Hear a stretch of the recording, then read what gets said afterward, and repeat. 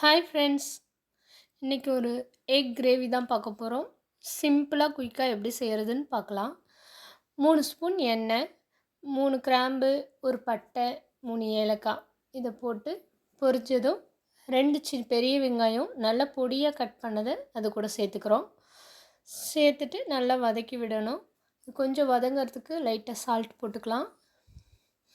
இது வதங்கிறதுக்குள்ளே ஒரு பெரிய வெங்காயம் இல்லைனா ஒரு 5 சின்ன வெங்காயம், இது எதுக்கு போடுறோன்னா அரைச்சி போட்டோன்னா நமக்கு கிரேவி கொஞ்சம் திக்காக கிடைக்கும். அதுக்காக ஒரு பெரிய வெங்காயம், ஒரு முழு பூண்டை உரித்து எடுத்துக்கணும்.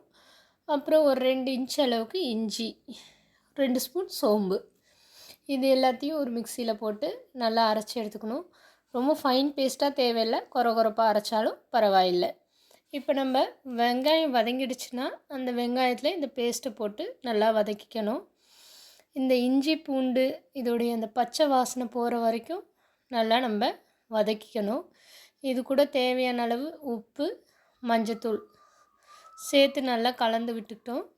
கொஞ்சம் இருக்கட்டும், அது வதங்கட்டும்.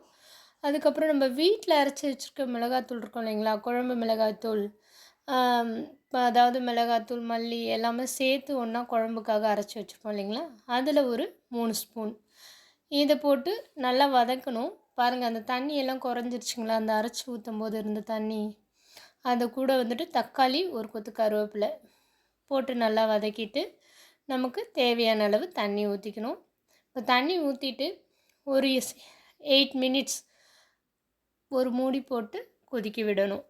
அப்போ வந்துட்டு நமக்கு கிரேவி கொஞ்சம் திக்காகும். அதுக்குள்ளே நம்ம இன்னும் கொஞ்சம் கிரேவியை திக்காக்கிறதுக்கு ஒரு 1/4 மூடி தேங்காய், 2 ஸ்பூன் சோம்பு, 1 ஸ்பூன் கசகசா, ஒரு 4 பொட்டுக்கடலை போட்டு நல்லா ஃபைன் பேஸ்ட்டாக அரைச்சிக்கணும். இப்போ குழம்பு கொதித்து வந்த உடனே அதில் இந்த அரைச்சி விழுதை அது கூட கலந்து நல்லா மறுபடியும் கொதிக்க விடணும். நல்லா கொஞ்ச நேரத்தில் நம்ம மூடி போட்டு கொதிக்க விட்டோன்னா எண்ணெய் பிரிஞ்சு வர அளவுக்கு இருக்கும். நல்லா திக்காயிடுச்சு பார்த்திங்களா. இப்போ ஸ்டவ்வை சிம்மில் வச்சுட்டு அதுக்கப்புறமா நம்ம முட்டையை உடச்சி ஊற்றணும். அப்படியே நம்ம முட்டை உடச்சி ஊற்றினோன்னா முட்டை பிரிஞ்சு போயிடும். இப்போ கொதி கொஞ்சம் அதை அடங்கியிருக்கு பாருங்கள் சிம்மில் வச்சோடனே. இப்போ நமக்கு தேவையான 4 முட்டையை உடச்சி ஒன்று ஒரு பகுதிக்கு ஊற்றிக்கலாம். ஒன்றா ஊற்றினோன்னா முட்டை கலங்கிடும். இப்போ இந்த முட்டையெல்லாம் உடச்சிட்டு ஒரு தட்டு போட்டு மூடி சிம்மில் வேக வைக்கணும். ஹை ஃப்ளேமில் வச்சிங்கன்னா முட்டை கொதித்து கடகடன்னு எல்லாமே கலந்துரும். அதனால் முட்டை கொஞ்சம் ஒரு நிமிஷம் வெந்துடும். அதுக்கு வரைக்கும் நம்ம சிம்மில் வச்சு மூடி வச்சா போதும். அதுக்கப்புறமா மூடி திறந்து பார்த்தோன்னா இங்கே பாருங்கள் முட்டை எப்படி வெந்து வந்திருக்குங்களா.